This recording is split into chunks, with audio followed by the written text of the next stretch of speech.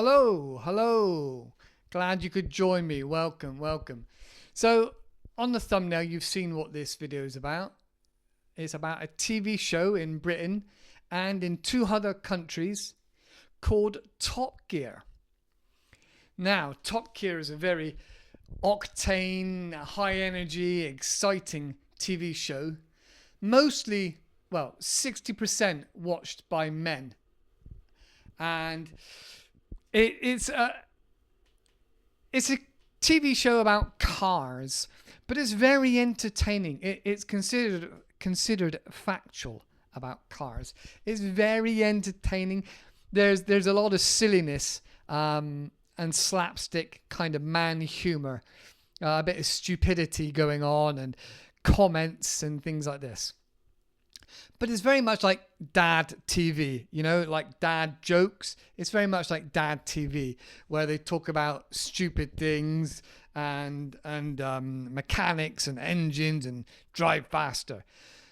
But the crux of it is the fact that they show you really, really great cars. So the cars that you and I can't afford to buy.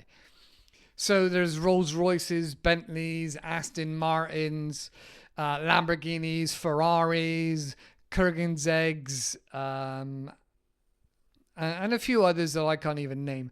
That is the hook, the exciting thing, to see what these supercars are like. But they also do a lot about your everyday regular car.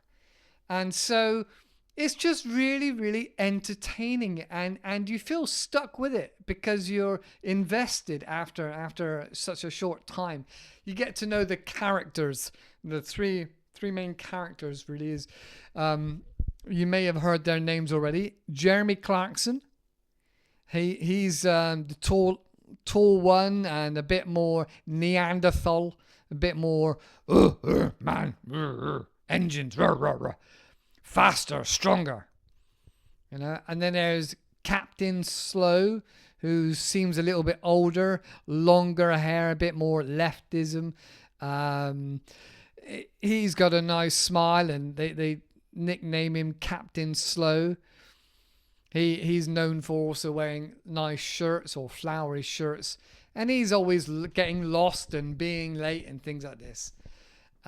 And then there's another one who's the youngest one of the bunch and the shortest one, and kind of the sporty one of the bunch, is Richard Hammond. Also probably the most adventurous or danger-seeking one, Richard Hammond. So there's three main characters you see in it all the time. And they have different segments of the TV show, so it keeps it moving along. And like I said, it's very entertaining, not just on their quips and their fast comebacks and their jokes, but engaging the audience as well, because often it's filmed in front of a live studio audience. So the show is really exciting, quite fun, adventurous, and silly. There is another character that brings another dimension to it, and he's called the Stig. S-T-I-G, the Stig. Often you'll only see him in a racing helmet that's blacked out, so you can't see his face. And he wears a white racing suit. Now, he is known to be an exceptional character. He's got these morals and strong kind of attitudes, but he doesn't speak at all. He doesn't try to speak. They kind of pretend that he's like an alien or a special creature, because he can drive faster than anybody else in the world. Now, you might laugh at that, but yeah, he knows that racetrack extremely well. And because of the nature of the TV show, they've had a lot of very, very famous race car drivers on there, including Lewis Hamilton, and some other big names as well. Michael Schumacher, and lots of other, and some older race car drivers of yesteryear, you might say, yesteryear. Talking of yesteryear, stick to the end to find out about the word of the day. All right, so the Stig is they tease him and they sort of mock him, but they don't push him either. He's kind of this entity that he's to be feared because he's silent and he doesn't do much. But he's the fastest and best race driver of everybody. Like I said, even faster than Lewis Hamilton and some of the other famous real racing car drivers. Now, towards the end of the demise of the TV show, the actor or person that plays the Stig, I won't spoil it for you now, actually writes a book. He has his own book, and he comes out and he reveals his identity of who he really is. And they have a bit of a falling out over this, but the gentleman is a very interesting chap. Like I said, he's written a book and he's got his own TV show now. The guy that played the Stig. But that's quite an interesting dynamic. All right, another part of the episode and about the TV show is the test track, where they test out all these amazing sports cars. And the Stig normally races it around as fast as he can and pushes it to the edge, things like that. But they also take out other cars as well, which I'll get onto next. But that test track is quite fast, and they put up the speed times of the fastest car, whether it was a Ferrari or a McLaren or whatever, and it's on a list of all the fastest lap times, whether it was wet or whether it was dry. And every new car they get to try and to take around the track gets this time and goes up there and sees which is the best or the fastest car that you can get. So that's quite fun and interesting to watch that, because they have different names for the corners from people that have been on the show, and that's a lot of fun. And you see like video clips of this car going, and really close to the camera. So it's quite exciting and fun to watch. Like I said, all the best cars you can imagine. But then moving on, another segment of the show is called A Star in a Reasonably Priced Car. A star in a reasonably priced car. So that's why they have a celebrity. And they've had everybody as a celebrity on there. Everybody that's famous nearly. So they've had Brad Pitt, Tom Cruise, Cameron Diaz, Simon Cowell, Rowan Atkinson, loads and loads and loads of famous TV stars. And some have been very interesting, and some a little bit quiet. But some of the funniest stories that they've even had people on the show driving the car, the reasonably priced car, would be celebrities with no driving license at all, or somebody that say they can't drive a car. They've still gone round the test track in a reasonably priced car. And then there's also a wall of, who's got the fastest time. And I think Cameron Diaz and Tom Cruise are quite near the top because they're very competitive. So like I said, lots and lots of famous people on this wall. Very interesting and fun to watch. Then another segment is the cool wall. So you have a car that's cool, maybe like a Mercedes or an Aston Martin. And then something that's super, super cool. They call it Sub-Zero. And then there might be a list of a few amazing cars on that side. And then there's uncool and absolutely not cool. Maybe like a Robin Reliant and things like this. So that's also quite a bit of fun as well. I think the TV show went on for quite a lot of years, from 2002, I think. And then James May started in 2003. So it's been going for like 20 years. And that's pretty good for a TV show. It really does kind of encapsulate what your average man is like, in regards to his personality, some of the things he thinks about, and the cars he wants to drive and things like that. So there's lots of different segments of it. And now there's become quite amazingly famous with shown in 200 different countries. They've won National TV Awards, Emmy Awards, Astra Awards. And at its peak, it had 350 million. Yeah? 350 million weekly viewers. I mean, that's like the most TV viewers kind of ever, really. You know, that's like up there with royal weddings and things like that. There's also a video game that's got their voices on it as well now. What's it called? Forza Motorsport 5. And I don't know if they were in number 4 as well, but so they've really branched out because it's been around for so long, you know. The height of their career, they had some amazing specials. I guess they're like end of year specials where it'd be a whole hour of them doing some crazy stunt, like going from Vietnam, from the north to the south, or something like that, crazy, on scooters, on motorbikes.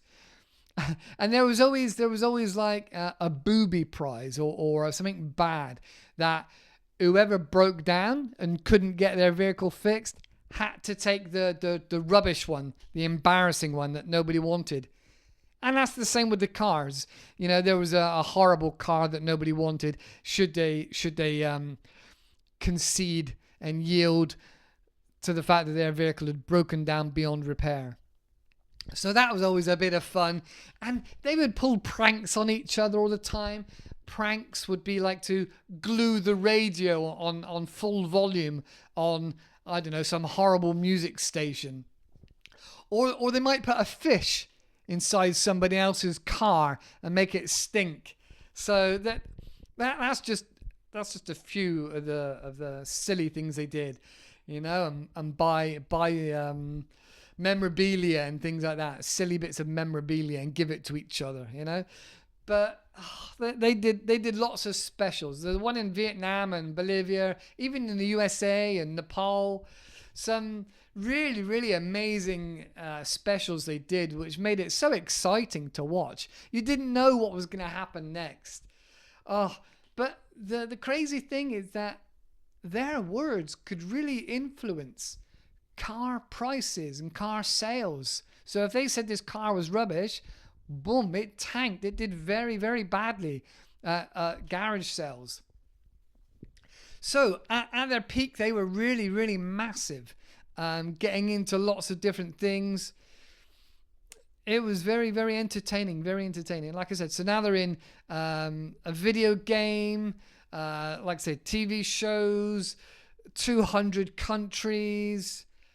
So the time of their peak was 2013, and it's slowly gone downhill since. One famous, remarkable time that, helped it go down in ratings was after Jeremy Clarkson allegedly punched somebody else on the show, one of the other members of staff. I think it was a producer, because they'd had a falling out. So that was one of the things. Also, there was a bit of time where Richard Hammond was in I think he was trying to do a Guinness World Record or some kind of record attempt, and his vehicle blew up, and he survived that. He's had a few incidences, is Richard Hammond, you know, the courageous one of the bunch. So it's had a few ups and downs. Now, as the TV show kind of ended, it was bought over or they moved over to the TV provider Amazon Fire or whatever it's called. And the show was called The Grand Tour. And I think this is the 8th year, and then they're finished. But Jeremy Clarkson now has actually made another big hit TV show with Clarkson's Farm. Because of his character flaws, for want of a better term, he's got a lot of fans, and they followed him over to his TV show about a farm, Clarkson's Farm, and that apparently is really, really funny and become very, very famous. And of course, the other two stars, Richard Hammond and James May, have done other TV shows themselves, just normally short episodes. I don't think they've hit a big show yet, but definitely Jeremy Clarkson. So the TV show is really good for understanding British culture and the not so much the underbelly of the zeitgeist of our time, but just definitely more a happy, relaxed, fun TV show to watch and enjoy. They don't take themselves too seriously. They laugh at each other, even though it's a factual TV show. That they have a lot of silliness and a lot of fun, and that's why a lot of people like to watch the show. It's natural English or British TV that's been running for a long time. It's very entertaining. And it's just relaxing and easy.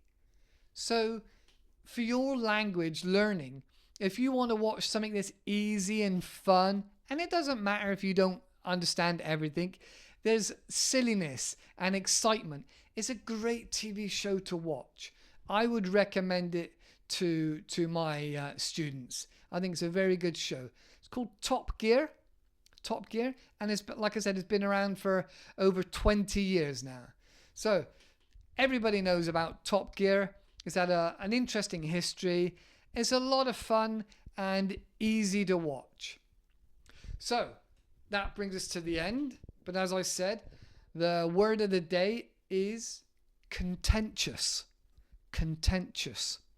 Now, I know you're very intelligent people. You can look this up for yourself. I also recommend that you write it down and use it in a sentence.